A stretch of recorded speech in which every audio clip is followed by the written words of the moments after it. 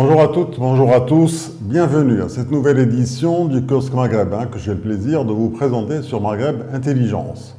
Au Maroc, sur le fond de la crise qui sévit dans la région du Rif depuis plus de 8 mois, la fuite du rapport préliminaire du Conseil national des droits de l'homme sur la situation des détenus soulève une vive polémique dans la presse. Le site Barlaman se demande qui pousse le CNDH à attiser les événements à Al-Husseima après l'accalmie constatée ces derniers jours.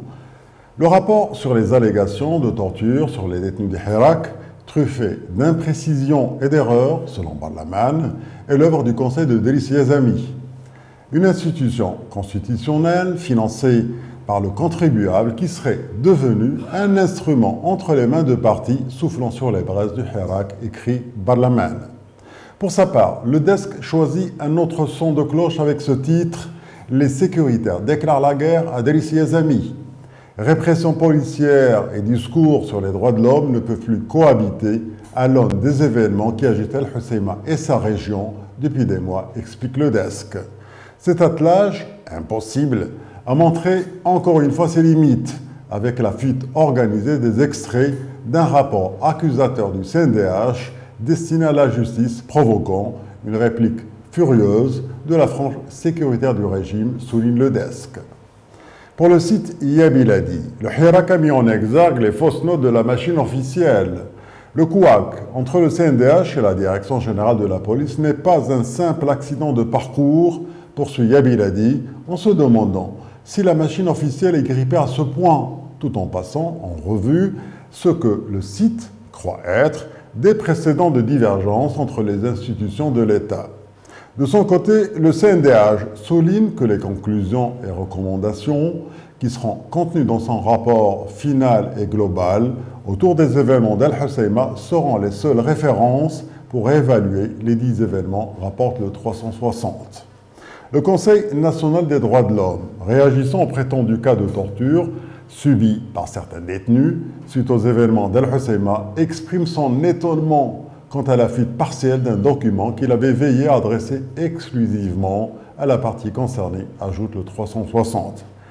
Chez le voisin de l'Est, l'Algérie, la première femme générale-major de l'armée vient d'être promue à ce poste, dévoile tout sur l'Algérie.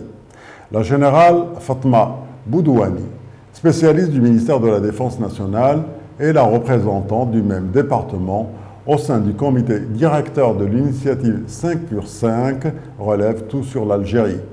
Concernant l'industrie automobile, qui fait couler beaucoup d'encre ces derniers jours, Echorouk raconte que le ministre de l'Industrie a tenu à rassurer les industriels après ses propos assez critiques sur cette filière. Le ministre algérien a notamment tranquillisé les propriétaires des unités d'assemblage qu'aucune usine ne sera fermée, comme cela avait été annoncé auparavant, ajoute Echorouk. Côté démographie, le nombre des habitants de l'Algérie a atteint 41,3 millions de personnes au 1er janvier 2017. C'est ce que nous apprend An-Nahar, qui cite l'Office national des statistiques. Une année auparavant, la population algérienne comptait 40,4 millions d'habitants.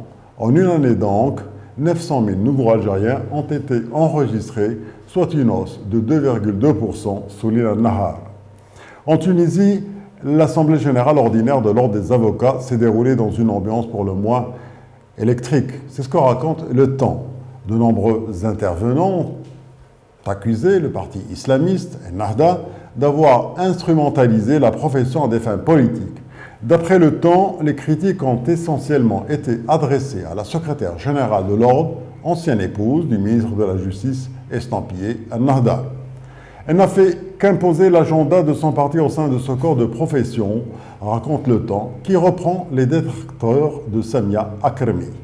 Sur un autre plan, le nouveau chef du gouvernement prend encore du galon. Selon Business News, Youssef Chahed va entamer une visite officielle aux États-Unis du 9 au 12 juillet prochain. Une série de rencontres avec des responsables américains est prévue. La situation économique, politique et sécuritaire en Tunisie seront abordées, précise Business News. C'est la fin de notre revue de la presse maghrébine. Merci d'avoir suivi. À demain pour une nouvelle revue de presse du Maghreb sur Maghreb Intelligence TV.